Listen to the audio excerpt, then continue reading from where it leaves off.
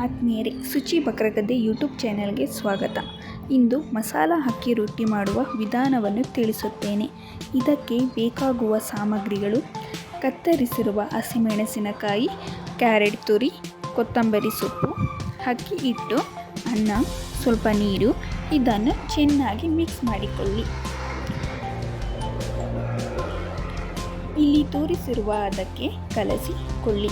ನಂತರ 5 ನಿಮಿಷಗಳ ಕಾಲ ಬಿಡಿ.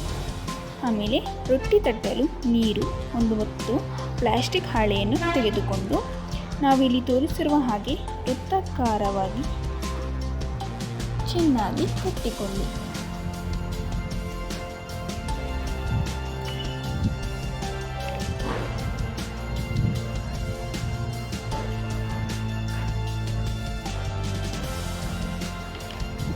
ರೊಟ್ಟಿ ಅಂಚಿನ ಮೇಲೆ ಹಾಕಿ 2 ಕಡೆ ಚೆನ್ನಾಗಿ ಬೇಯಿಸಿ.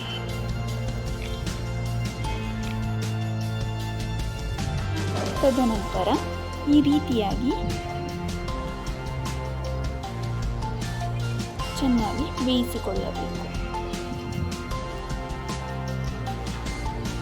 ತದನಂತರ ಅದನ್ನು ಪಕ್ಕದ ಸ್ಟೋವ್ನಲ್ಲಿ 2 ಕಡೆ ಚೆನ್ನಾಗಿ ಬೇಯಿಸಿಕೊಳ್ಳಬೇಕು.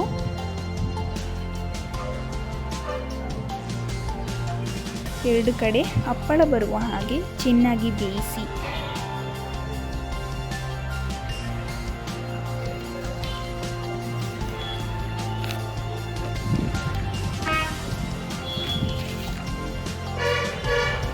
ಈ ರೀತಿ ಚೆನ್ನಾಗಿ ಇಟ್ಟು ಅಲಂಕರಿಸಿ. ಈಗ ಮಸಾಲ ಅಕ್ಕಿ ರೊಟ್ಟಿ ಸವಿಯಲು ಸಿದ್ಧ. ಇದು ಮಕ್ಕಳಿಗೆ ಬೆಳಗಿನ ತಿಂಡಿಗೆ ಒಂದು ಉತ್ತಮ ಆರೋಗ್ಯಕರ ಅಡುಗೆಯಾಗಿದೆ. ನೀವು ಮನೆಯಲ್ಲಿ ಮಾಡಿ ಸವಿಯಿಸಿ.